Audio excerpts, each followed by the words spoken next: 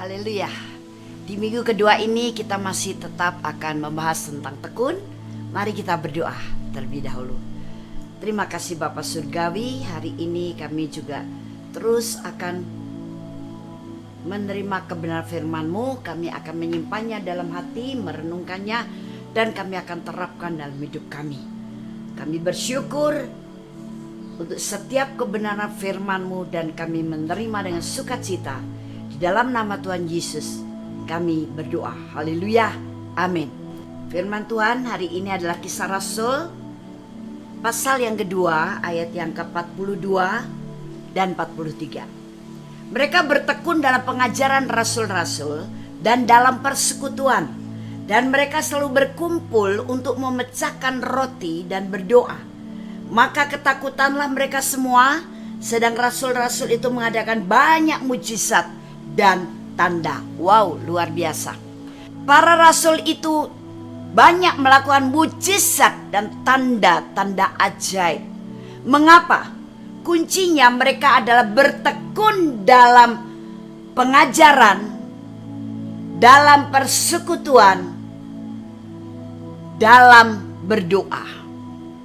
Nah, jadi di sini juga tetap ada unsur ketekunan.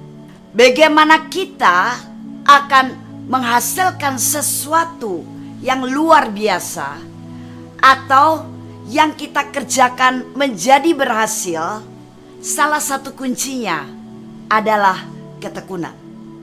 Saya percaya kalau pada waktu itu murid-murid Tuhan tidak tekun untuk belajar firman yang diajarkan oleh para rasul, dan mereka juga tidak tekun untuk bersekutu, datang satu sama lain dalam satu perkumpulan, dan mereka tidak hidup dalam kesehatian dan doa yang tekun.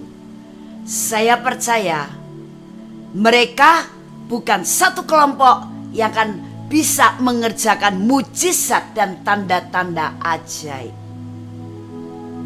Seberapa tekunnya engkau dalam mengikuti pengajaran firman Tuhan, dalam makan firman, dalam belajar firman Tuhan. Yang saya dapatkan seringkali orang Kristen kalau diajar firman mau-mau enggak. Kalau lagi mau, oh semangat.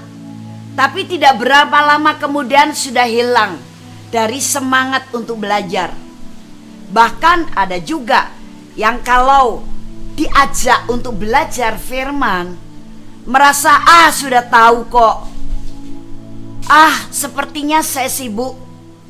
Tapi kalau diajak untuk melihat, untuk mengalami hal-hal yang luar biasa, apalagi tentang mujizat, tentang pekerjaan-pekerjaan yang spektakuler dari Roh Kudus, wow, itu yang dikejar, itu yang terus didambakan. Padahal semua pekerjaan Roh Kudus yang spektakuler, termasuk mujizat-mujizat yang digemari oleh umat Allah itu hasil dari apa? Dari ketekunan orang yang melakukannya.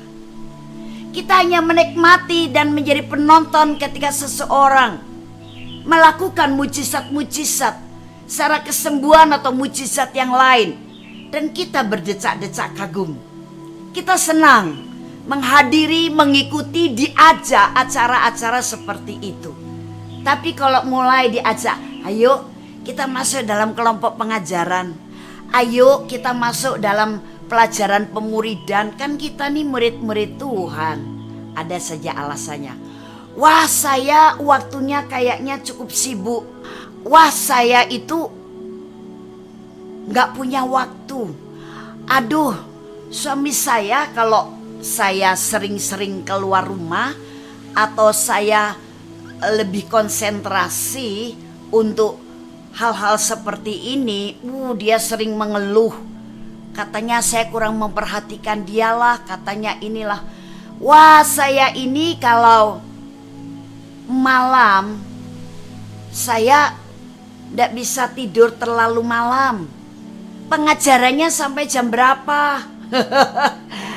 Waduh, berbagai macam alasan, berbagai macam hal-hal yang dibuat-buat untuk menghindari supaya tidak ikut pemuridan atau tidak ikut dalam sebuah kelompok pengajaran. Nah, ini sebetulnya hanya apa? Hanya alasan karena hati ogah, hati malas kalau untuk belajar.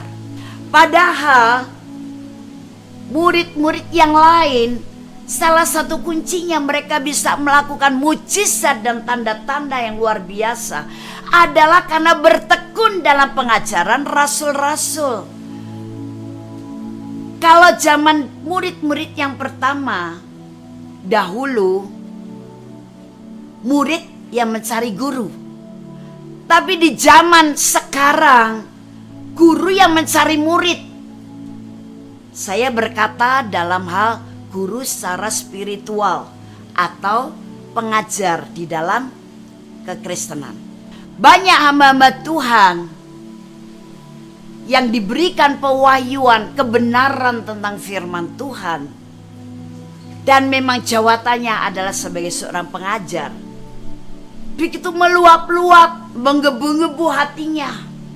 Bahkan pengen sekali umat Allah itu mengerti kebenaran dan mengenal Tuhan dengan benar melalui pengajaran firman yang tepat. Yang sekarang sibuk mencari murid-murid. Yuk, mau pengajaran-pengajaran, nanti saya ajar, nanti saya doakan satu-satu, nanti sesudah itu ada pengurapan satu-satu. Sekarang justru yang cari murid adalah guru, yang harusnya murid yang cari guru. Nah, ini menunjukkan bahwa banyak umat Allah tidak suka untuk belajar dengan tekun. Maunya hanya semuanya instan. Kalau perlu datang ke hamba Tuhan karena masalahnya begitu didoakan sekali cespleng. Saya tidak mengingkari itu bisa terjadi. Tapi Tuhan juga ingin melihat seberapa tekunnya sih kamu imannya dengan aku. Seberapa tekunnya sih kamu sekarang menghadapi masalah ini. Kamu mencari kunci-kunci dalam kebenaran firman-Ku. Bukan hanya seperti kita butuh makanan tempe, langsung pergi ke pasar dan di situ ada jual tempe dan kita kemudian beli tempe itu. Kita terima tempe, langsung kita bisa makan. Tidak begitu. Surga juga menginginkan ketekunan. Karena ketekunan itu tanda hati kita adalah tanah yang baik. Iman kita adalah tulus ikhlas kepada Tuhan. Kita semuanya ingin mengalami dan melihat mujizat dan tanda-tanda. Tapi tanpa ketekunan, tekun berdoa, tekun mengalami pengurapan yang baru, terutama dari ayat ini adalah ketekunan belajar kebenaran firman Tuhan yang tepat. No reason, tidak ada alasan untuk menolak supaya tidak diajak belajar firman Tuhan. Itulah kunci yang cukup penting supaya apa yang kita dambakan dan kita inginkan, mujizat dan tanda-tanda, bahkan bukannya kita lihat orang lain yang melakukannya, saudara seiman lain yang melakukannya, tapi bahkan kita sendiri akan bisa dan mampu dipakai oleh Tuhan. Amin.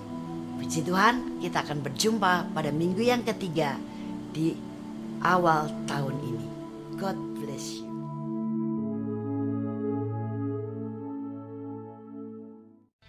Shalom. Terima kasih Anda telah menyaksikan seri kebenaran firman Tuhan yang akan selalu kami unggah setiap minggunya di channel Hope SCC TV. Saya percaya setiap kebenaran firman Tuhan ini akan membangun dan akan memberkati saudara. Itu sebabnya jangan lupa untuk like dan subscribe supaya Anda tidak ketinggalan untuk seri selanjutnya. Terima kasih dan Tuhan Yesus memberkati.